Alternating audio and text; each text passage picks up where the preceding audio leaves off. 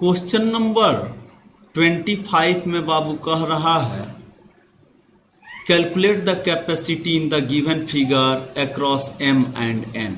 यहाँ solution m और n के बीच में इक्विवेलेंट कैपेसिटी हमें निकालनी है। बाबू यहाँ पर पॉइंट m है और यहाँ पर पॉइंट n है।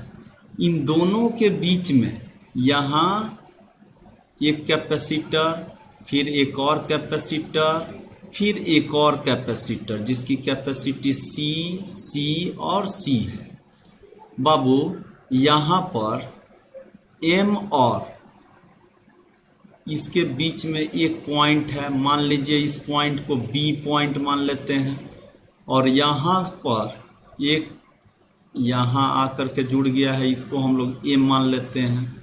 तो ध्यान देने योग्य बात है, ये M जो है ना, M और N, ये दो पॉइंट्स के बीच में ध्यान देना है कि तीन कैपेसिटर्स लगे हुए थे और तीनों सीरीज में लगे हुए हैं, लेकिन इस वायर, यहाँ जो ऊपर और नीचे वायर जो दिखाई पड़ रहा है, इस वायर के चलते यह अब सीरीज में नहीं रहा। यहाँ देखने वाली बात है कि B के बीच में, M और B के बीच में नंगा तार है, नंगा वायर है।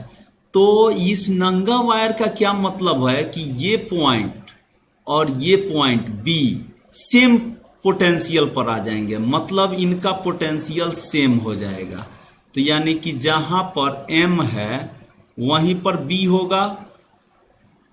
जब दो पॉइंट्स को, जैसे अगर यहाँ पर लिखा हुआ हो A और यहाँ पर B हो, और एक सीधे नंगे वायर से, का मतलब हो गया कि इसके बीच में कोई दूसरा चीज, कोई एलिमेंट नहीं जुड़ा है। तो जब कोई एलिमेंट नहीं जुड़ेगा तो A और B को सेम पॉइंट समझा जाएगा।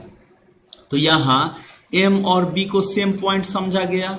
फिर देखिए A और N के बीच में कोई एलिमेंट नहीं है इस वायर के थ्रू, इसका मतलब ये शॉर्ट सर्किटिंग हो गया। इसको कहते हैं शॉर्ट सर्किटिंग।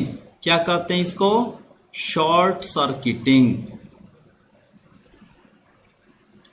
ये हो गया, शॉर्ट सर्किट कर दिया आपने।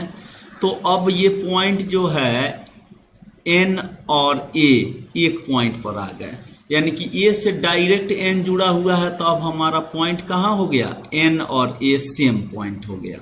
अब बात करें तो M और A के बीच में इस कैपेसिटर को देखिए, ये किसके बीच में ऐड किया गया है? M और A के बीच में। तो M तो हमारा यहाँ है, M यहाँ है, और क्या चीज? A यहाँ है। तो M और A के बीच में एक कैपेसिटर हम लगा देते हैं ऐसे, ये C हो गई। अब अगला देखिए, ये जो कैपेसिटर आपको दिखाई पड़ रहा है ये A और B के बीच में है। तो A पॉइंट हमारा यहाँ है और B पॉइंट यहाँ है। इसका मतलब A और B के बीच में हमने ऐसे लगा दिया एक। फिर इसकी भी वैल्यू C है। फिर अब बात करते हैं तीसरे कैपेसिटर की। तो ये कैपेसिटर के, तो ये B और N के बीच में है। तो B हमारा यहाँ है, N हमारा यहाँ है। तो हमने इसको ऐसे कनेक्ट कर दिया। अब ये दिखाई पड़ रहा होगा, तीनों क्या चीज में है? तो पैरेलल में है। तीनों क्या चीज में है? पैरेलल में। तो यहाँ लिख दिया हमने M और B, यहाँ लिख दिया N और A। अब इन तीनों के बीच में ये जो कैपेसिटर्स हैं पैरेलल में हैं, तो सीधे CP बराबर क्या हो जाएगा? 3C। आंसर, इसका आंसर हो जाएगा 3C। क्यों हुआ? क्योंकि M और N के बीच में तीन कैपेसिटर्स आ गए। M और A के बीच में एक, तो M और A यहाँ है।